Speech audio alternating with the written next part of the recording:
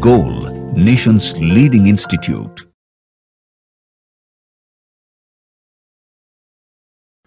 Hello students, today we are going to discuss the inorganic question of Aits Flashback first for the NEET 2025, which was held on 28 July 2024. So let us discuss the inorganic question of this examination. जो first question है inorganic का, question number 51 है. Question number 51, which one of the following is most likely to form an ionic compound. Ionic compound कौन बनेगा देखते हैं. Hydrogen oxygen के बीच में दोनों नॉन मेटल है. अगर ऐसे भी देखा जाए तो ये दोनों के बीच में कोवलेंट बॉन्ड बनेगा. ये भी कैसे बनाएंगे, कोवलेंट ही बनाएंगे. हाइड्रोजन नाइट्रोजन ये भी कोवलेंट ही बनाते हैं. सोडियम क्लोरीन ये आयोनिक बॉन्ड बनाते हैं. NaCl is an ionic bond, ionic compound है, इसलिए आसान सा क्वेश्चन था. तो 51 का सही ऑप्शन होगा ऑप्शन नंबर 4. अगले क्वेश्चन पे चलते हैं हम लोग.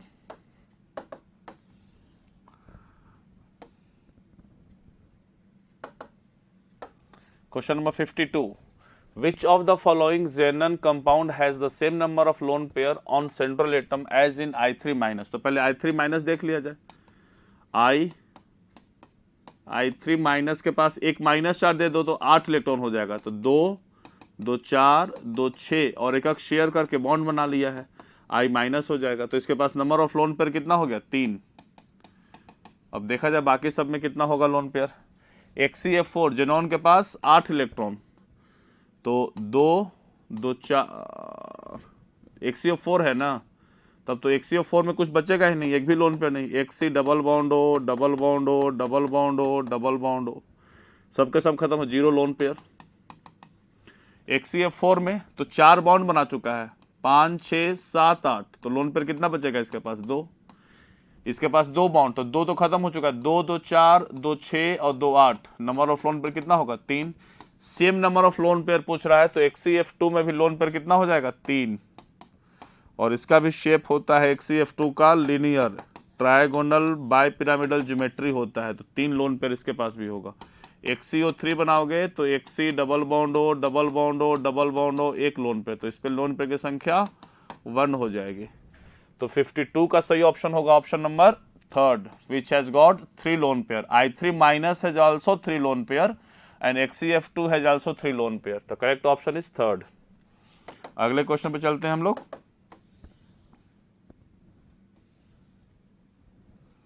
Question number 55, BF3 and NF3 both are covalent compound but NF3 is polar. NF3 polar है, बिल्कुल सही है. NF3 polar whereas BF3 is non polar. देखो NF3 में ये इधर खींचेगा, ऑर्बिटल डायपोल मोमेंट होता है, लेकिन ये इधर खींचेगा, ये इधर खींचेगा, ये इधर खींचेगा, तीनों मिलाकर नेट डायपोल मोमेंट नीचे की तरफ हो जाएगा. तो इसलिए NF3 और NH3 में ऑर्बिटल और बॉन्ड डायपोल मोमेंट का डायरेक्शन अलग होता है, लेकिन ये दोनों का मैग्नीट्यूड सेम नहीं होता है. μ1 और μ2 दोनों बराबर नहीं है, इसलिए इसका म्यूनेट 0 नहीं होने वाला है. म्यूनेट 0 नहीं होने वाला है, इसलिए मॉलिक्यूल कैसा है, नॉन पोलर, सॉरी पोलर है. कैसा है, पोलर है. लेकिन BF3 का बात किया जाए, BF3 में ये ट्रायगोनल प्लेनर ज्योमेट्री होता है. ये इधर खींचेगा, इधर खींचेगा, दोनों को मिलाकर नेट डायपोल मोमेंट नीचे हो जाएगा और इसका नेट डायपोल मोमेंट इधर होगा. अब ये μ2 है और ये μ1 है, ये भी BF है और ये भी BF का ही है, इसलिए दोनों का μ1 और μ2 दोनों बराबर हो जाएगा और इसलिए इसका म्यूनेट क्या हो जाएगा, 0 होगा. म्यूनेट μ1 μ2 का मैग्नीट्यूड बराबर है और एंगल इसमें 180 डिग्री है, इसलिए दोनों कैंसिल करके 0 हो जाएंगे. यहाँ पे μ1 μ2 दोनों का एंगल तो 180 डिग्री है, लेकिन दोनों का मैग्नीट्यूड बराबर नहीं है, इसलिए दोनों कैंसिल करके 0 नहीं बनने वाले हैं. तो BF3 म्यूनेट 0 होता है, इसलिए यह नॉन पोलर हो जाता है. कैसा हो जाता है, नॉन पोलर. लेकिन NF3 पोलर मॉलिक्यूल है. बिल्कुल सही स्टेटमेंट है.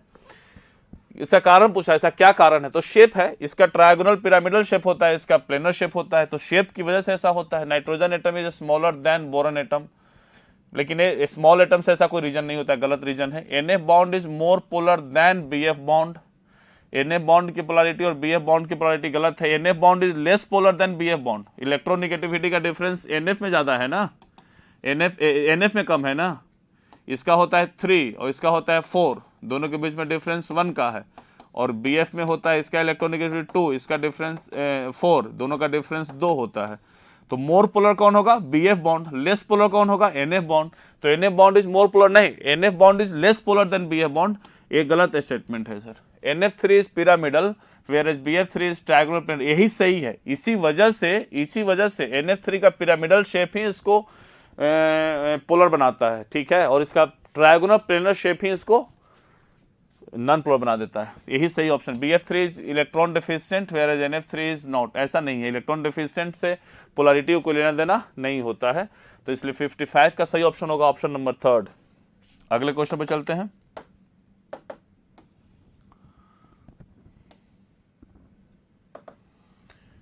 क्वेश्चन नंबर 56 असर्शन रीजन का क्वेश्चन है। असर्शन बोलता है the shape of XCF4 is a square planar.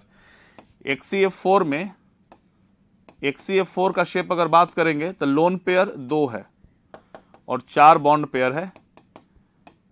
Hybridisation इसका sp3d2 होगा और sp3d2 में अगर एक लोन पेयर होगा जहां मर्जी वहां रख दो, सारे पोजीशन इक्विवेलेंट होते हैं, कोई दिक्कत नहीं है। ऑक्टाहेड्रल में सारे पोजीशन इक्विवेलेंट है। लेकिन अगर 2 लोन पेयर होगा तो 180 डिग्री पे ओरिएंट होना चाहते हैं ताकि मैक्सिमम, अगर 2 लोन पेयर होगा तो आप यहां नहीं रख सकते क्योंकि 90 डिग्री पे है और इसका लोन पेयर रिपल्सन ज्यादा हो जाएगा, तो 180 डिग्री पे रखिए आप इसको, ठीक है। अगर एक लोन पेयर है, सारे पोजीशन इक्विवेलेंट है, जहां मर्जी वहां रख लीजिए, कोई फर्क नहीं पड़ने वाला। लेकिन 2 लोन पेयर है, जहां मर्जी वहां नहीं रखेंगे। अगर 2 लोन पेयर है तो दोनों को 180 डिग्री पे ओरिएंट करेंगे ताकि मैक्सिमम डिस्टेंस मिनिमम रिपल्सन वाला काम पे करे। तो इसका दोनों को 180 डिग्री पे रखेंगे और शेप डिटरमिन करते समय लोन पेयर को ढक लिया जाता है। लोन पेयर को ढक लेंगे तो कैसा दिखेगा? या स्क्वायर प्लेनर। तो XCF4 स्क्वायर प्लेनर होता है, बिल्कुल सही है। In an octahedral geometry, a single lone pair can occupy any position, but a second lone pair will occupy the opposite position to the first lone pair. ये बिल्कुल reason भी सही है। इसी वजह से अगर बाय द वे इसका स्क्वायर प्लेनर ज्योमेट्री आने का कारण क्या है कि एक लोन पेयर एक पोजीशन पे, दूसरा लोन पेयर उसका 180 डिग्री पे जा रहा है और इसी वजह से उसका स्क्वायर प्लेनर ज्योमेट्री आ रहा है। नहीं तो स्क्वायर प्लेनर ज्योमेट्री नहीं आता। अगर बाय द वे दोनों एडजेसेंट पे आ जाता तो फिर स्क्वायर प्लेनर बनने के लायक नहीं होता है वाला। तो इसीलिए सही ऑप्शन है। दोनों असर्शन भी सही है, रीजन भी सही है और दोनों एक दूसरे को एक्सप्लेन भी कर रहे हैं। इसीलिए 56 का सही ऑप्शन होगा option number 3। Both assertion and reason are true and reason is the correct explanation of assertion. अगले क्वेश्चन पे चलते हैं हम लोग।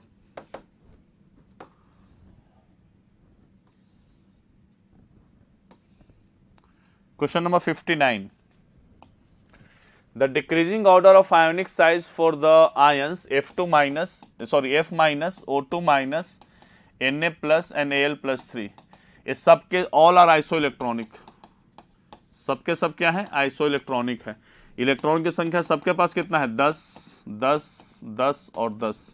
प्रोटॉन की संख्या कितना है? 9 8 11 और 13। आपको पता है कि Z effective is directly proportional to number of proton and inversely proportional to number of electron होता है। अगर ए सेम हो जाए तो प्रोटॉन की संख्या बढ़ाने से जेड इफेक्टिव बढ़ेगा और जेड इफेक्टिव बढ़ने से साइज क्या होता है? घटता है। तो आइसो इलेक्ट्रॉनिक में अगर साइज का ऑर्डर देखना है आपको तो सबसे अच्छा होता है कि नंबर ऑफ प्रोटॉन निकाल लो। नंबर ऑफ प्रोटॉन जितना ज्यादा होगा जेड इफेक्टिव उतना ही ज्यादा होगा और जेड इफेक्टिव अगर ज्यादा होगा तो साइज क्या होगा? छोटा होगा। तो सबसे ज्यादा जेड इफेक्टिव किसका है? एल्युमिनियम का है क्योंकि प्रोटॉन इसमें ज्यादा है। तो सबसे छोटा साइज एल्युमिनियम +3 का होगा, फिर सोडियम प्लस का होगा और फिर किसका होगा? F माइनस है कि इसमें 9 प्रोटॉन है और सबसे बड़ा कौन हो जाएगा? O2 माइनस होगा। क्या ऑप्शन पूछ रहा है? डिक्रीजिंग ऑर्डर पूछ रहा है। तो डिक्रीजिंग ऑर्डर में सबसे बड़ा लिखना, सबसे बड़ा O2 minus F minus Na plus Al plus 3 होगा। O2 minus F minus Na plus Al plus 3 हो जाएगा। तो इसीलिए 59 का सही ऑप्शन होगा ऑप्शन नंबर 2। अगले क्वेश्चन पे चलते हैं हम लोग।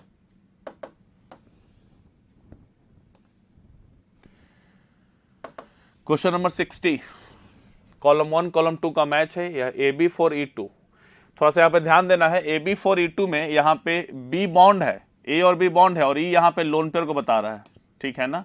E represent the lone pair. NCERT का तो जो रिप्रेजेंटेशन उसी को ले लिया गया है। AB यहाँ पे AB4 मतलब A और B के बीच में 4 बॉन्ड है और E मतलब यहाँ लोन पेयर है। E के मतलब लोन पेयर। तो देखा जाए इसमें 4 और 2 6 हाइब्रिडाइजेशन क्या हो जाएगा? sp3d2। 4 सिग्मा और 2 लोन पेयर sp3d2। और जब 2 लोन पेयर होगा sp3d2 में ऑक्टाहेड्रल ज्योमेट्री में 2 लोन पेयर होगा तो शेप क्या होगा? Square planar. शेप क्या हो जाएगा? Square planar. तो इसका सेकंड ऑप्शन आ जाएगा। Ab2E मतलब लोन पेयर एक है या दो बॉन्ड पेयर है, तो इसका हाइब्रिडाइजेशन हो जाएगा sp2, और sp2 में ज्योमेट्री होता है ट्रायगोनल प्लेनर, एक लोन पेयर है और बाकी B और B है इसमें, तो इसका जो शेप होगा लोन पेयर को ढक लीजिए, बेंट शेप होगा या V शेप भी इसको बोलते हैं, तो थर्ड हो जाएगा। AB5 ही, इसमें भी लोन पेयर एक है लेकिन हाइब्रिडाइजेशन इसमें sp3d2 हो जाएगा। क्यों? क्योंकि 5 स्टेरिक नंबर 5 और एक लोन पेयर 6 हो जाएगा, तो sp3d2 में ऑक्टाहेड्रल ज्योमेट्री होता है, एक लोन पेयर जहां मर्जी वहां रख दो, कोई फर्क नहीं पड़ता, एक लोन पेयर जहां मर्जी वहां रखिए, बाकी B है, B है, B है, B है, B है, A है, इसको ढकिएगा तो जो ज्योमेट्री आपको ऑब्टेंड होगा that will be the square pyramidal, तो सेकंड ऑप्शन हो जाएगा इसका। और AB3E2 में दो लोन पेयर और 3 सिग्मा बॉन्ड, तो 3 दो 5 होगा, 3 बॉन्ड पेयर 2 लोन पेयर, तो 5 हो जाएगा। 5 के लिए sp3d हाइब्रिडाइजेशन होता है और sp3d का ज्योमेट्री ट्रायगोनल बाई पिरामिडल होता है। 2 लोन पेयर इक्वेटोरियल पोजीशन पे जाएगा, 2 लोन पेयर इक्वेटोरियल पे जाएगा, A है, B है, B है और B है, इसको ढकेंगे लीनियर हो जाएगा, लीनियर नहीं, T shape, I made mistake, T shape दिख रहा है ना, इसको ढकेंगे तो टी शेप, तो टी शेप किसका होगा? फर्स्ट का हो जाएगा। तो ए का सेकंड नहीं ना, ए का क्या आ रहा था? स्क्वायर प्लेनर फोर्थ ना, सॉरी, ए का फोर्थ है ना, स्क्वायर प्लेनर आ रहा है, ए का स्क्वायर प्लेनर है और स्क्वायर प्लेनर फोर्थ में, ठीक है। ए का फोर्थ, बी का थर्ड, सी का सेकंड आ रहा है, सी का सेकंड है स्क्वायर पिरामिडल, ए वाला, सी का है स्क्वायर पिरामिडल और डी का है टी शेप। तो ए का फोर्थ देखो, ठीक है, ए का फोर्थ 2 में है, बी का थर्ड इसमें है, सी का सेकंड है और डी का फर्स्ट है, इसलिए 60 का सही ऑप्शन होगा ऑप्शन नंबर थर्ड। अगले क्वेश्चन पे चलते हैं।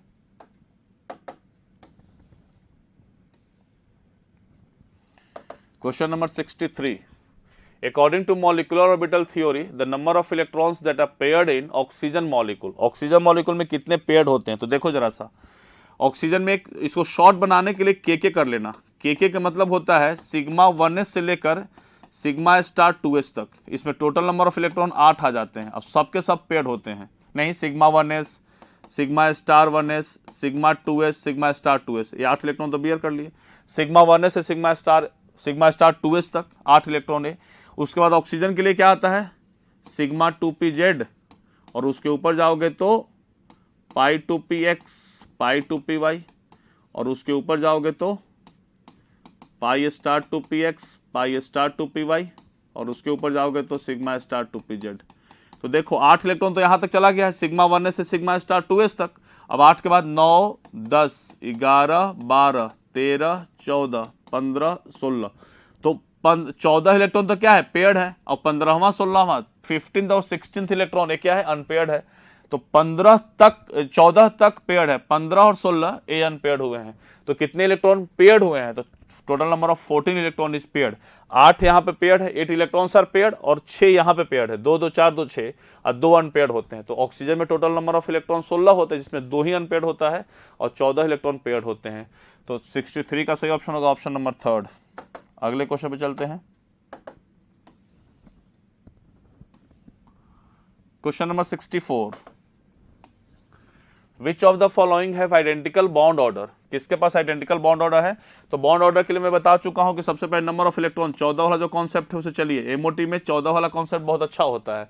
14 के लिए बॉन्ड ऑर्डर 3 होता है, 15 के लिए बॉन्ड ऑर्डर 2.5 होता है, 16 के लिए बॉन्ड ऑर्डर 2 होता है, 17 के लिए 1.5 होगा, इस तरह से आगे मूव करते चले जाइए। 13 के लिए भी 2.5 होगा, 12 के लिए 2 हो जाएगा, 11 के लिए 1.5 होगा, 10 के लिए 1 हो जाएगा, इस तरह से आगे मूव करते चले जाइए।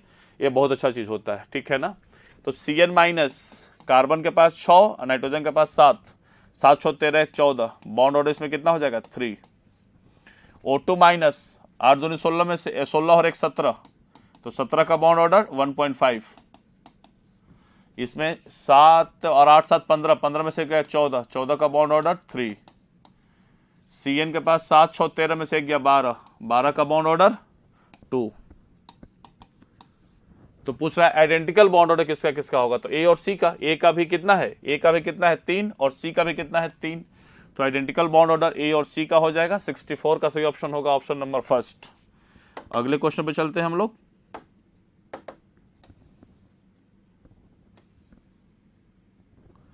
67, question number 67, the correct order of chemical reactivity in terms of oxidising property. ये देखिए बहुत रिनाउंड क्वेश्चन होता है, फ्लोरीन, ऑक्सीजन, नाइट्रोजन और क्लोरीन है, ठीक है ना, इसका ऑक्सीडाइजिंग प्रॉपर्टी पूछता है।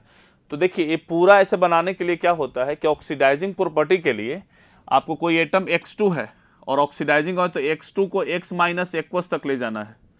तो इसको सबसे पहले क्या देंगे, हाफ ले लीजिए, इसको पहले बॉन्ड डिसोसिएशन एनर्जी दीजिए, ये क्या बनेगा, X गैस बन जाएगा, हाफ दे दीजिए इसको, और X से X माइनस बनाइए गैस, और इसके लिए इलेक्ट्रॉन गेन एंथैल्पी दीजिए, और X माइनस से गैस से X एक्वस बनाइए, इसके लिए आप हाइड्रेशन एनर्जी दीजिए। तो इस रिएक्शन का अगर डेल्टा HR निगेटिव होगा, इसका मतलब कि एनर्जी रिलीज करेगा, और एनर्जी रिलीज करेगा तो एनर्जी घटेगा और रिएक्शन फॉरवर्ड डायरेक्शन में जाने की टेंडेंसी बढ़ जाएगी। तो इसका निगेटिव होने के लिए बॉन्ड डिसोसिएशन कम होना चाहिए, इलेक्ट्रॉन गेन एंथैल्पी हाई होना चाहिए और हाइड्रेशन एनर्जी हाई होना चाहिए, ठीक है ना। तो इस वजह से ऐसा काम करता है। तो देखो इतना काम हम करने के बजाय, इतना काम मतलब डेल्टा HR निगेटिव हमको लाना है, ठीक है ना। तो इतना काम करने के बजाय थोड़ा सा फास्ट में करना है ना, तो हम लोग एक काम कर लेते हैं कि आप इलेक्ट्रोनिगेटिविटी वाला कॉन्सेप्ट अप्लाई कीजिए, सिर्फ क्लोरीन और नाइट्रोजन को चेंज कर दीजिएगा। क्यों? क्योंकि नाइट्रोजन का इलेक्ट्रॉन गेन एंथैल्पी पॉजिटिव, पहला ही इलेक्ट्रॉन गेन एंथैल्पी पॉजिटिव हो जाता है, इसलिए उसका इलेक्ट्रॉन गेन एंथैल्पी पॉजिटिव में ज्यादा होगा। जब पॉजिटिव ज्यादा होगा तो निगेटिव वैल्यू कम देगा ये, और जब निगेटिव वैल्यू कम देगा तो फिर वो रिएक्शन फॉरवर्ड डायरेक्शन में जाने की टेंडेंसी घट जाएगी। तो किसी भी कंपाउंड की अगर ऑक्सीडाइजिंग प्रॉपर्टी चेक करना है ना, तो यही सर्कल बनाना है, यही वाला बॉन्ड डिसोसिएशन। तीन ही फैक्टर है, बॉन्ड डिसोसिएशन कम, ऑक्सीडाइजिंग एजेंट की तरह काम करने के लिए किसी भी एटम के लिए बॉन्ड डिसोसिएशन एनर्जी कम होना चाहिए, इलेक्ट्रॉन गेन एंथैल्पी निगेटिव वाला, निगेटिव इलेक्ट्रॉन गेन एंथैल्पी ज्यादा होना चाहिए, और हाइड्रेशन एनर्जी हमेशा निगेटिव होता है इसलिए ज्यादा होना चाहिए। लेकिन नाइट्रोजन का इलेक्ट्रॉन गेन एंथैल्पी पहला ही पॉजिटिव हो जाता है, पॉजिटिव है, और जब पॉजिटिव इसका पॉजिटिव हो जाएगा तो फिर तो दिक्कत करेगा, ये तो पॉजिटिव में सपोर्ट करेगा, नेगेटिव में सपोर्ट नहीं करेगा, इसलिए नाइट्रोजन का इलेक्ट्रॉन गेन एंथैल्पी थोड़ा कम हो जाता है, ऑक्सीडाइजिंग पावर कम हो जाता है।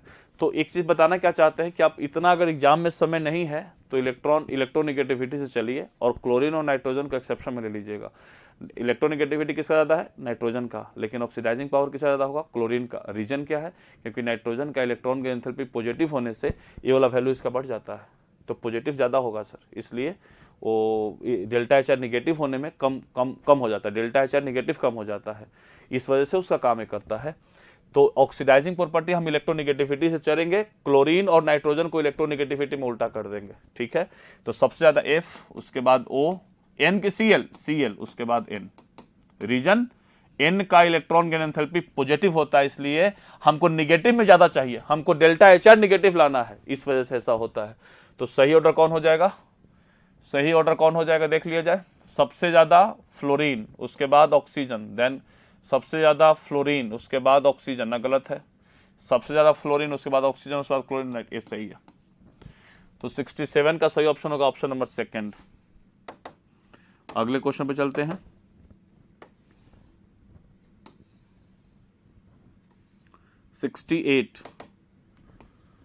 In which of the following pairs both the species are isoelectronic but first one is larger in size than the second? Isoelectronic, H2 minus O2 minus, ये दोनों isoelectronic है ही नहीं, इसके पास नंबर ऑफ इलेक्ट्रॉन 18 है, इसके पास 10 है, ये आइसोइलेक्ट्रॉनिक ही नहीं है, काम खत्म हो गया। Cl minus H2 minus, Cl के पास number of electron 18, sulphur H2 minus के पास, दोनों आइसोइलेक्ट्रॉनिक है। और साइज में बात किया जाए तो इसका ज्यादा इसका कम, अभी बताया है आइसोइलेक्ट्रॉनिक में जिसमें प्रोटॉन की संख्या कम होगी उसका साइज बड़ा होगा, जिसमें प्रोटॉन की संख्या ज्यादा होगी उसका साइज कम होगा, ठीक है। इसका प्रोटॉन 17 है, इसका प्रोटॉन 16 है, इसका साइज बड़ा, इसका साइज छोटा, और नहीं तो H2 माइनस पे दो माइनस चार्ज है इसलिए ज्यादा दिख भी रहा है, और इसका एक माइनस चार्ज है इसलिए कम होगा। लेकिन माइनस चार्ज ही सब कुछ नहीं है आइसोइलेक्ट्रॉनिक में, नंबर ऑफ प्रोटॉन ज्यादा ऑथेंटिक चीज होता है, प्रोटॉन जिसमें ज्यादा उसका साइज छोटा, प्रोटॉन जिसमें कम उसका साइज बड़ा। ये दोनों आइसोइलेक्ट्रॉनिक है, बिल्कुल सही है, और साइज लेकिन सल्फर का बड़ा है। तो क्या पूछ रहा है, बोला है कि first one is larger in size, ना गलत है, फर्स्ट वन स्मॉलर होगा, सेकंड वन लार्जर होगा, तो इसलिए ये भी ऑप्शन मेरा छूट गया। F माइनस Na प्लस, इस पे भी नंबर ऑफ इलेक्ट्रॉन 10, इस पे भी नंबर ऑफ इलेक्ट्रॉन 10, इसमें प्रोटॉन की संख्या 9, इसमें प्रोटॉन की संख्या 11, इसलिए ये बड़ा होगा, ये छोटा होगा, F माइनस बड़ा होगा, Na प्लस छोटा होगा। तो पहला लार्ज है, दूसरा स्मॉल है, बिल्कुल सही है, दोनों आइसो इलेक्ट्रॉनिक है, पहला बड़ा भी है, दूसरा छोटा भी है, इसलिए 68 का सही ऑप्शन दिख रहा है ऑप्शन नंबर 3। इसमें N3 माइनस P3 माइनस ये दोनों आइसो इलेक्ट्रॉनिक है ही नहीं। N3 माइनस के पास number of electron 10, P3 minus के पास नंबर ऑफ इलेक्ट्रॉन 18, दोनों कहाँ आइसो इलेक्ट्रॉनिक, तो हम लोग आगे बात ही नहीं करेंगे, तो इसीलिए 68 का सही ऑप्शन होगा ऑप्शन नंबर 3। अगले क्वेश्चन पे चलते हैं। Question number 71, select the correct one for the bond order. Bond order निकालना है, अभी हम लोग बात किए थे 14 वाला। N2 के पास नंबर ऑफ इलेक्ट्रॉन 14 है, O2 के पास नंबर ऑफ इलेक्ट्रॉन 16 है, Ne2 के पास नंबर ऑफ इलेक्ट्रॉन 20 है और F2 के पास नंबर ऑफ इलेक्ट्रॉन 18 है। ठीक है, तो 18 वाले का 1 होता है, 20 वाले का 0 होता है, 16 वाले का 2 होता है और 14 वाले का 3 होता है। अभी हम लोग बात किए थे बॉन्ड ऑर्डर, नंबर 14 पे 3, 15, 16, 17, 18, 19, 20 तक घटते चले जाइए, 0.5, 0.5, 0.5, 14 से फिर 13, 12, 11, 10, 9, 8 तक जाइए, 0.5, 0.5, 0 तक पहुंच जाइएगा। उसी बेसिस पर हम लोग लिखे हैं। तो पूछ रहा है क्या बॉन्ड ऑर्डर का, तो सबसे ज्यादा किसका होगा, N2 का, बिल्कुल सही है। उसके बाद किसका होगा, O2 का, बिल्कुल सही है। उसके बाद F2 का और सबसे कम Ne2 का। यही ऑर्डर हो जाएगा, देख लिया जाए कौन सा है, N2 O2 N2 O2 F2 Ne2, third ना, N2 O2 F2 Ne2 का सबसे कम हो जाएगा। तो 71 का सही ऑप्शन होगा ऑप्शन नंबर 3। अगले क्वेश्चन पे चलते हैं। 73, विच of the following is correct order for radius of element और आयन। रेडियस पूछ रहा है, correct order Ca+2 Cl minus H2 minus. देखो सबके सब आइसो इलेक्ट्रॉनिक है, इलेक्ट्रॉन की संख्या निकालोगे ना तो 18, 18, 18, प्रोटॉन की संख्या निकालोगे तो 20, 17, 16। क्या बताए थे कि आइसो इलेक्ट्रॉनिक में प्रोटॉन की संख्या बढ़ेगा तो साइज क्या होगा, छोटा होगा, क्योंकि जेड इफेक्टिव बढ़ जाता है। तो सबसे छोटा साइज किसका होगा, कैल्शियम का, उसके बाद किसका, Cl माइनस का, और सबसे बड़ा H2 माइनस का। यही ऑर्डर होगा, Ca+2 Cl minus H2 minus, यही सही है, फर्स्ट ही सही है, पहला ऑप्शन सही है, बाकी सब गलत है। Cl माइनस H2 माइनस में Cl माइनस H2 माइनस, कैल्शियम+2 बड़ा कभी नहीं हो सकता है, कैल्शियम+2 दोनों बराबर नहीं हो सकता है, बड़ा नहीं हो सकता है, इसलिए 73 का सही ऑप्शन होगा ऑप्शन नंबर 1। अगले क्वेश्चन पे चलते हैं। 74, the correct order of increasing electron affinity. Electron affinity के बारे में पूछ रहा है, तो देखिए इसके लिए oxygen, sulphur, fluorine and chlorine है। पी ब्लॉक के फर्स्ट एलिमेंट का आयोनाइजेशन एनर्जी कम होता है, सेकेंड एलिमेंट का आयोनाइजेशन ज्यादा होता है ड्यू टू द रिपल्सन। जैसे फर्स्ट एलिमेंट बोरन से ही शुरू किया जाए, बोरन एल्युमिनियम में 1 इलेक्ट्रॉन डालिएगा तो B माइनस बनेगा, एल्युमिनियम में 1 इलेक्ट्रॉन डालिएगा तो L माइनस बनेगा। इसमें साइज छोटा है, सेकंड शेल में 1 इलेक्ट्रॉन रखना है, इसमें थर्ड शेल में 1 इलेक्ट्रॉन रखना है, तो इसलिए इसमें सेकंड शेल में रिपल्सन ज्यादा हो जाता है, इलेक्ट्रॉन जैसे ही बढ़ता है ना रिपल्सन बहुत ज्यादा होता है, इसलिए स्टेबिलिटी घट जाता है। इसमें साइज बड़ा है, थर्ड शेल का साइज बड़ा होता है, रिपल्सन नहीं काम करता है वहां पे, इसलिए इसका इलेक्ट्रॉन लेने की इच्छा बहुत ज्यादा होती है। तो फर्स्ट का कम होता है पी ब्लॉक में, सिर्फ पी ब्लॉक में एप्लीकेबल है, एस ब्लॉक में नहीं कि लिथियम और सोडियम में तो लिथियम का कम होगा सोडियम का ज्यादा हो जाएगा, ऐसा नहीं होता है, लिथियम का ज्यादा होगा सोडियम का कम होगा। इसमें सिर्फ किसमें एप्लीकेबल है, पी ब्लॉक में। तो पी ब्लॉक में ऑक्सीजन सल्फर में ऑक्सीजन का कम, सल्फर का ज्यादा, फ्लोरीन क्लोरीन में क्लोरीन का ज्यादा, फ्लोरीन का कम, इस दोनों में फ्लोरीन का ज्यादा, इस दोनों में क्लोरीन का ज्यादा, तो सबसे ज्यादा क्लोरीन हो जाएगा। फिर सल्फर, इसको याद रखना है, जैसे एक चार्ट में बताता हूं, nitrogen, carbon, oxygen and fluorine, phosphorus, silicon, sulphur and chlorine. Nitrogen ज्यादा फास्फोरस का, फास्फोरस ज्यादा कार्बन का, कार्बन ज्यादा सिलिकॉन, सिलिकॉन ज्यादा ऑक्सीजन, ऑक्सीजन ज्यादा सल्फर, सल्फर ज्यादा फ्लोरीन, फ्लोरीन ज्यादा क्लोरीन होता है। तो सबसे ज्यादा क्लोरीन, फिर फ्लोरीन, फिर सल्फर और फिर ऑक्सीजन। ये चार्ट याद रखिएगा, बहुत अच्छा होता है वाला। तो सबसे ज्यादा कौन होगा, क्लोरीन, उसके बाद फ्लोरीन, उसके बाद सल्फर, उसके बाद सबसे कम ऑक्सीजन। तो 74 का सही ऑप्शन होगा ऑप्शन नंबर 1, सबसे ज्यादा chlorine, fluorine, sulphur, oxygen, chlorine, fluorine, sulphur, oxygen. 74 का सही ऑप्शन ऑप्शन नंबर 1। अगले क्वेश्चन पे चलते हैं हम लोग।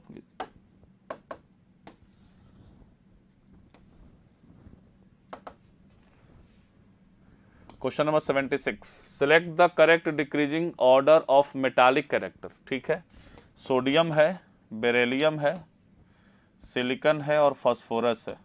तो सबसे ज्यादा सोडियम का होगा। मेटालिक कैरेक्टर आप लोग को पता है, PsBcMaZ, PsBcMaZINTL।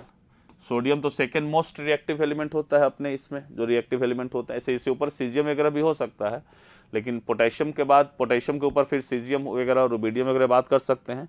लेकिन जो जनरली कंपाउंड बनाते हैं उसमें हम लोग बात करते हैं तो पोटेशियम के बाद सोडियम होता है। तो सबसे ज्यादा मेटालिक कैरेक्टर सोडियम का होगा। फिर बेरिलियम मेटल ही है। इन दोनों में तो नॉन मेटालिक कैरेक्टर है।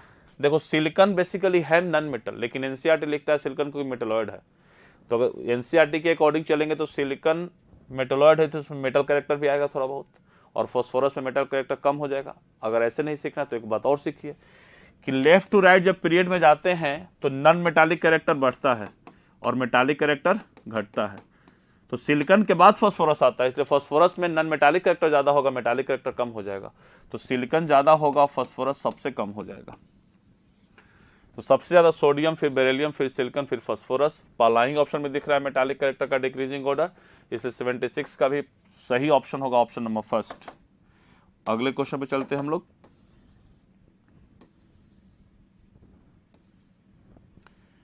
Question number 77, which of the following is odd one for dipole moment. Dipole moment, H2 का डायपोल मोमेंट 0, म्यू इसका 0, CO2 ये इधर खींचेगा, इधर खींचेगा, इसका भी म्यू 0। HF में H और F ये इधर खींचेगा, इसका म्यू 0 नहीं होगा। CCl4 में C, Cl, Cl, Cl ये इधर खींचेगा, इधर खींचेगा, इधर खींचेगा। तीनों का नेट डायपोल मोमेंट नीचे हो जाएगा, इसका ऊपर हो जाएगा। ये दोनों आपस में कैंसिल कर देगा, इसलिए म्यू क्या हो जाएगा, क्योंकि ये म्यू1 है और ये म्यू2 है, और म्यू1 और म्यू2 दोनों बराबर है, दोनों 180 डिग्री पे है, इसलिए म्यू क्या हो जाएगा, 0। तो ऑड वन पूछ रहा है, तो सब का डायपोल मोमेंट 0 है, लेकिन HF का डायपोल मोमेंट 0 नहीं है, इसलिए ऑड कौन है इसमें, थर्ड। 77 का सही ऑप्शन होगा ऑप्शन नंबर थर्ड। अगले क्वेश्चन पे चलते हैं। 79, the molecular formula of chloride of Ekka aluminium. Ekka aluminium का मतलब गैलियम होता है, एंड एक्का सिलिकॉन मतलब जर्मेनियम होता है। तो क्लोराइड बनाएगा तो इसका दो क्लोराइड पॉसिबल है, एक GaCl भी पॉसिबल है और GaCl3 भी पॉसिबल है, दोनों पॉसिबल है। ऐसे GaCl और GaCl3 में GaCl3 ज्यादा स्टेबल होता है, इसमें GeCl2 पॉसिबल है और GeCl4 पॉसिबल है, इसमें भी ज्यादा स्टेबल GeCl4 होता है। जर्मेनियम का +4 is more stable then +2, gallium का +3 इज मोर स्टेबल देन +1। ठीक है, पी ब्लॉक का पार्ट है। तो कौन सा बनाएगा, GaCl3 and GeCl4, GaCl3 and GeCl4 यही है। तो 79 का सही ऑप्शन होगा ऑप्शन नंबर फोर्थ। अगले क्वेश्चन पे चलते हैं।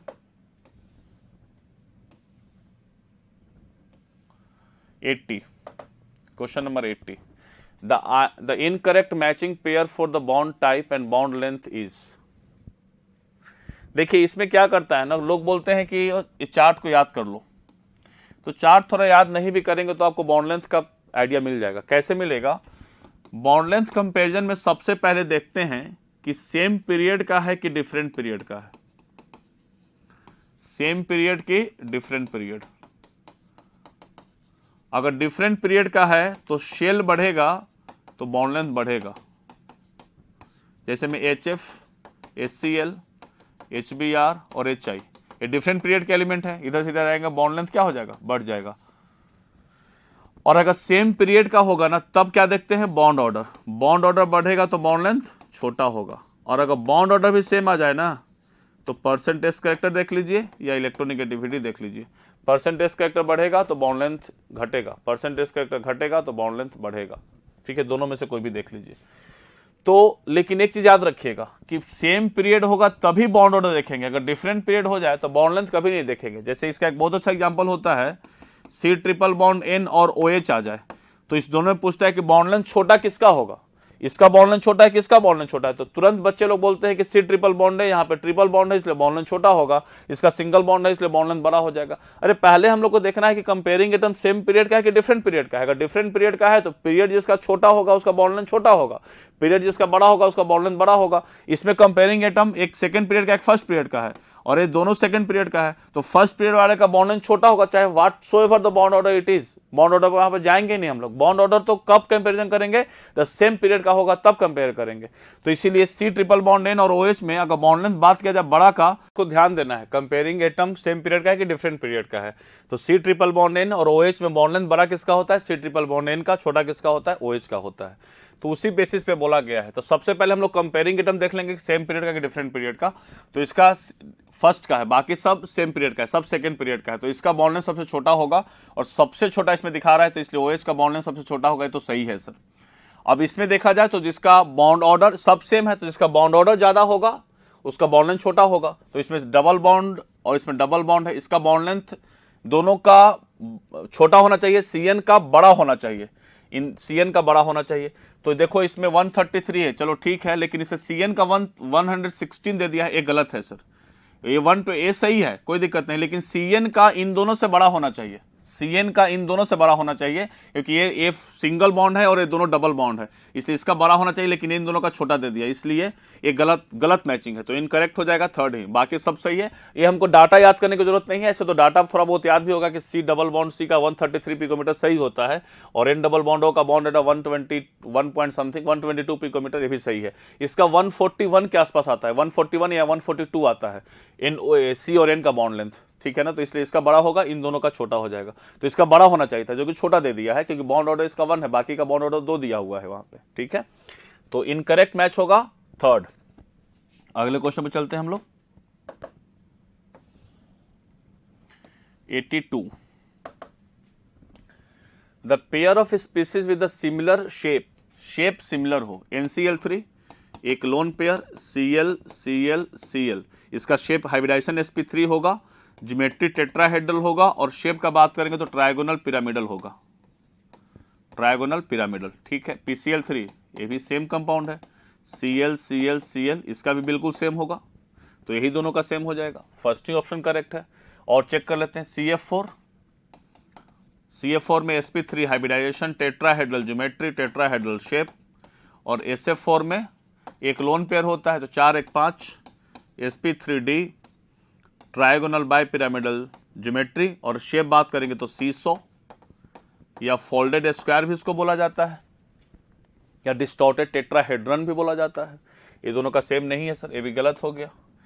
PbCl2 एंड CO2, PbCl2 में PbCl एक लोन पेयर, इसका बेंड शेप आएगा, हाइब्रिडाइजेशन sp2 आएगा, और CO2 का लीनियर आएगा, CO2 का लीनियर, तो ये भी नहीं है, ये भी गलत है।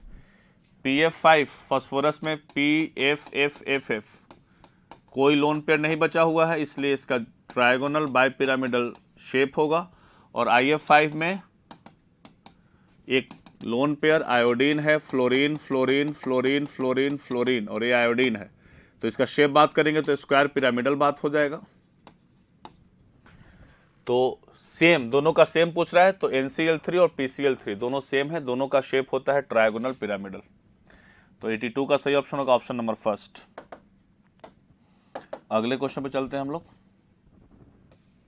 83 in trimer of sulphur trioxide the number of SS bonds and sigma bonds are respectively. SS bond तो इसमें 0 होगा, सल्फर ऑफ S3O9 बनेगा, SO3 का, इसका स्ट्रक्चर देख लो, SOOSSO, double bond O double bond O double bond O double bond O double bond O double bond O, देखो count कर लो, S3O9 होगा। तो SS लिंकेज कहीं दिख रहा है, कहीं नहीं, तो SS लिंकेज 0 हो जाएगा, SS लिंकेज 0। अब S सिग्मा बॉन्ड पूछ रहा है, तो सिग्मा बॉन्ड देखो 1 2 3 4 5 6 7 8 9 10 11 12, सिग्मा बॉन्ड 12 होगा, तो 0 एंड 12 सही ऑप्शन होगा ऑप्शन नंबर सेकंड। 83 का सही ऑप्शन होगा ऑप्शन नंबर सेकंड। और ट्राइमर ऑफ सल्फर ट्राइऑक्साइड यही बनता है, यही स्ट्रक्चर होता है, फार्मूला उसका होता है S3O9। अगले क्वेश्चन पे चलते हैं। 85 question number 85 select the correct statement as the S character of hybrid orbital decreases. S character अगर वो डिक्रीज करता है, S कैरेक्टर डिक्रीज करेगा तो क्या क्या होगा? द बॉन्ड एंगल डिक्रीज करेगा, बिल्कुल सही है, बॉन्ड एंगल डिक्रीज करता है। नहीं, जैसे sp हो, sp2 हो, sp3 हो, 50% एस कैरेक्टर, 33.3% एंड 25%। इसका बॉन्ड एंगल 180 आसपास होता है, इसका 120 होता है और इसका 109.28 होता है। तो परसेंट एस कैरेक्टर इसमें घट रहा है तो बॉन्ड एंगल भी क्या हो रहा है, घट रहा है। परसेंट एस कैरेक्टर घटने से बॉन्ड एंगल घटता है, ये बिल्कुल सही है। बॉन्ड एंगल डिक्रीजेस, सही स्टेटमेंट है। The bond strength increases, bond strength increase करेगा परसेंट एस कैरेक्टर घटने से। देखो परसेंट एस कैरेक्टर घटेगा ना तो बॉन्ड लेंथ बड़ा हो जाता है, और जब बॉन्ड लेंथ बड़ा होगा तो बॉन्ड एनर्जी या बॉन्ड स्ट्रेंथ क्या होगा, घट जाएगा। बॉन्ड स्ट्रेंथ इंक्रीज नहीं करेगा, एक गलत है, बॉन्ड स्ट्रेंथ डिक्रीज करेगा। द बॉन्ड लेंथ इंक्रीजेज, बिल्कुल सही। परसेंटेज कैरेक्टर घटने से बॉन्ड लेंथ क्या हो रहा है, बढ़ रहा है, ये सही स्टेटमेंट है। साइज ऑफ ऑर्बिटल इंक्रीज करेगा, साइज ऑफ ऑर्बिटल बढ़ेगा तभी तो बॉन्ड लेंथ बढ़ रहा था, तो ये भी सही है। तो सही स्टेटमेंट कौन सा है, A, C and D, first ही ऑप्शन करेक्ट है। इसलिए 85 का सही ऑप्शन होगा ऑप्शन नंबर फर्स्ट। अगले क्वेश्चन पे चलते हैं। 86, question number 86, the formal charge of the oxygen atom in the compound. देखो मेरे पास कंपाउंड है ONC डबल बॉन्ड, इसके पास लोन पेयर, इसके पास भी 2 लोन पेयर, पूरे पे चार्ज पॉजिटिव है। ऑक्सीजन पे formal charge positive. Formal charge निकालने का फॉर्मूला हम लोग सीख चुके हैं, valence electron minus shared pair of electron by 2 minus unshared pair electron. और अनशेयर्ड पेयर ऑफ इलेक्ट्रॉन निकालने के सबसे तरीका होता है 8 माइनस शेयर्ड कर दीजिएगा, 8 minus shared pair of electron. इस फॉर्मूला में पुट कीजिए, आपका आंसर आ जाएगा। Formal charge is equal to valence electron ऑक्सीजन का 6 minus shared pair of electron दिख रहा है 2 और 2 4 बाई 2, अनशेयर्ड क्या बताया, अनशेयर्ड के लिए 8 में से शेयर कर दीजिए तो 8 माइनस 4 4 हो जाएगा, तो 6 माइनस 2 माइनस 4, 6 माइनस 0 हो जाएगा, फॉर्मल चार्ज 0। तो इसलिए 86 का सही ऑप्शन होगा ऑप्शन नंबर 3। अगले क्वेश्चन पे चलते हैं। 87, arrange the following compound in increasing order of acidic strength. ठीक है, Al2O3, SiO2, P2O3 और SO2, P2O3 एंड SO2। एक बात सुनो, पहले तो लेफ्ट टू राइट जाएंगे। इलेक्ट्रोनिगेटिव, सेंट्रल एटम का इलेक्ट्रोनिगेटिविटी बढ़ने से एसिडिकेशन बढ़ता है। कोई भी हाइड्रोक्साइड हो जो कि पानी में इसको डालोगे तो हाइड्रोक्साइड ही बनेगा। एक्स का अगर इलेक्ट्रोनिगेटिविटी बढ़ेगा ना तो एसिडिकेशन बढ़ता है, पहला बात तो याद रख लेना है। और दूसरी बात P2O3 और इसमें +3 चार्ज है, इसमें +4 चार्ज है, तो इस सल्फर का ऐसे होगा, सेम भी रहता फिर भी सल्फर ज्यादा होता, और SO2 में +4 है इसलिए और ज्यादा हो जाएगा। और इस दोनों में कोई फर्क नहीं पड़ता है, 4 यहां भी है लेकिन ये इसका इलेक्ट्रोनिगेटिविटी कम है, इसका ये तो एम्फोटेरिक होता है, ये एम्फोटेरिक है, तो इसमें तो बेसिक कैरेक्टर है इसलिए सबसे कम हो जाएगा। तो सबसे कम एक्स का, फिर वाई का, फिर जेड का, फिर डब्लू का, X Y Z W, X Y Z W, यही ऑर्डर होगा। सबसे ज्यादा एसिडिक यही होगा, ऑर्डर यही सही है। ए एक्स है, ए डब्लू वाई है, ए डब्लू है और ए जेड है, तो सही ऑप्शन होगा option number 2।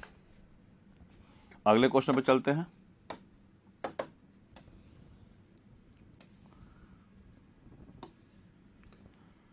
(89) element A has electronic confirmation NH2NP1, NH2NP1 A है, and element B has electronic confirmation NH2NP4, B के पास NH2NP4 है। The most probable compound formed from A and B. तो नॉर्मल अगर मोस्ट प्रोबेबल पूछ रहा है तो जो नॉर्मल वैलेंसी होता है वही कंपाउंड बनाएगा, तो इसका नॉर्मल वैलेंसी क्या हो जाएगा 3, और इसका नॉर्मल वैलेंसी क्या हो जाएगा 4 और 2 6 इलेक्ट्रॉन है, तो 6 इलेक्ट्रॉन का नॉर्मल वैलेंसी 2 होता है, तो इसका नॉर्मल वैलेंसी 2 हो जाएगा। आप लोग 9th-10th में पढ़ा जाता है राइटिंग ऑफ केमिकल फार्मूला, तो इसका वैलेंसी 3, इसका वैलेंसी 2, दोनों को इंटरचेंज कर दो, यही मोस्ट प्रोबेबल कंपाउंड बनेगा। A2 ना, A2B3, A2B3 फोर्थ ऑप्शन होगा, तो 89 का सही ऑप्शन होगा ऑप्शन नंबर 4। अगले क्वेश्चन पे चलते हैं।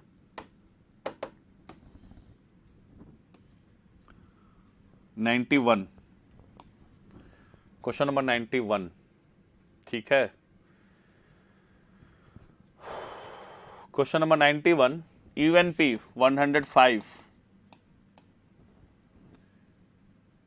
ट्यूबिनियम DB होता है, बिल्कुल सही है। 107 होता है बोरियम BH।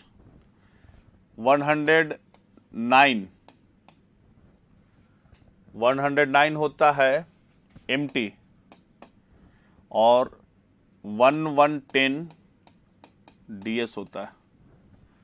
देखो कौन सा ऑप्शन मैच कर रहा है। इसका हो जाएगा DB मतलब फोर्थ, इसका BH मतलब फर्स्ट, इसका थर्ड और इसका सेकंड।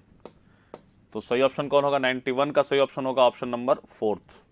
ये बेसिकली आप लोग को फिर से मैं एक आगाज करता हूं, एक सावधान करता हूं। ये एनसीईआरटी में दिया हुआ है 101 से लेकर 118 तक साइंटिस्ट के बेसिस पे इसका नाम, जिसको क्लासिकल आईपेक नाम से भी जाना जाता है, इसको बिल्कुल आप लोग को सारे का इसका नाम याद करना पड़ेगा, ठीक है ना।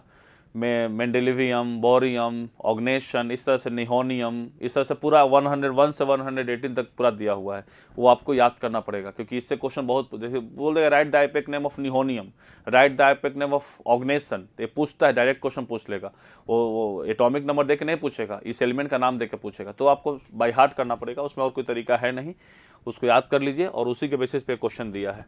तो इसलिए 91 का सही ऑप्शन होगा ऑप्शन नंबर फोर्थ। अगले क्वेश्चन पे चलते हैं हम लोग।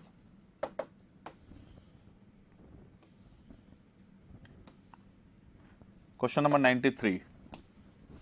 The odd one for the hybridization among given species is or are? Odd hybridization among, इसका होगा sp3d2। इसमें coordination number 4 strong field ligand है DSP2। इसका coordination number 4 sp3d2, sorry coordination number 6 sp3d2। इसका भी 6 ही है और एक लोन पेयर भी आएगा, XCF6 लोन पेयर भी आएगा इसके पास। लेकिन कोऑर्डिनेशन नंबर जैसे XCF6 है ना, इसमें इसको देना चाहिए 4-, तब जाके Xc+2 बनेगा और Xc+2 में 6 ही इलेक्ट्रॉन काम करेगा। इसमें थोड़ा छूट गया है, Xc4- में काउंट कीजिएगा, तो इसका भी sp3d2 आएगा।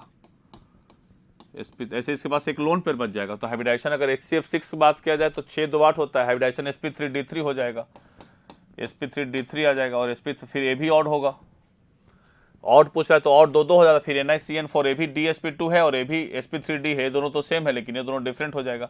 तो इसलिए सुधारने के लिए 2 इलेक्ट्रॉन को निकाल दो, अब Xc के ऊपर 4+2 आ जाएगा और इसका भी हाइब्रिडाइजेशन क्या आ जाएगा? sp3d2 आ जाएगा, तब जाके आंसर सही होगा सेकंड। इसमें थोड़ा छूट गया है, इसमें XCF6 4-, जो कि हाइब्रिडाइजेशन इसका होगा sp3d2। अगर XCF6 छोड़ेंगे ना तो ये लोन पेयर भी एक रखेगा, 8 इलेक्ट्रॉन होता है जेनॉन के पास, तो 6 तो बॉन्ड बना गया, एक लोन पेयर रखेगा, तो 6-1-7 स्टेरिक नंबर 7 हाइब्रिडाइजेशन sp3d3 हो जाएगा। फिर ये भी ऑड इलेक्ट्रॉन ऑड आ जाएगा, ये दोनों सेम, ये दोनों ऑड है, DSP2 है, एक sp3d3 है।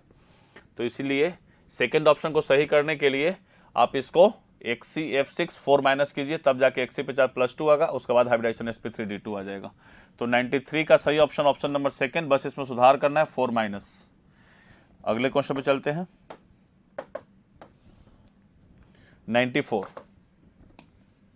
Which of the following is different from other 3 oxides? Cl2O7 acidic oxide है, CO न्यूट्रल है, न्यूट्रल ऑक्साइड है, N2O ये भी न्यूट्रल है और NO ये भी न्यूट्रल है। तो डिफरेंट कौन है? Cl2O7 जो कि एसिडिक ऑक्साइड होता है। अगले क्वेश्चन पे चलते हैं।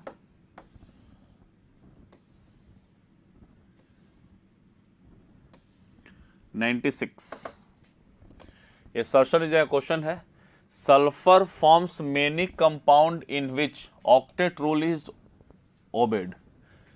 ऑक्टेट रूल ओबेड होता है, बिल्कुल सही है, और बहुत सारे ऐसा कंपाउंड है जिसमें ऑक्टेट रूल को फॉलो करवाता है। सल्फर का बहुत सारे ऐसे कंपाउंड बनते हैं जो कि फॉलो करते हैं। Due to absence of d orbital in sulphur it follows the octet. ना गलत है, ये तो गलत है, ये बिल्कुल गलत है, इसमें नहीं होता है। जैसे देखो SO2 है, SO2 तो S डबल बॉन्ड हो, एक लोन पेयर। इसके पास सल्फर के पास कितना इलेक्ट्रॉन? 2 2 4 2 6 2 8 तो 10 है, तो ये ऑक्टेट पूरा कर रहा है? नहीं पूरा कर रहा है, लेकिन एक इसमें ऑक्टेट पूरा हो सकता है, SO और एक लोन पेयर ले ले, ठीक है? नहीं ऐसे नहीं, S डबल बॉन्ड हो, एक कोऑर्डिनेट बना ले और एक लोन पेयर।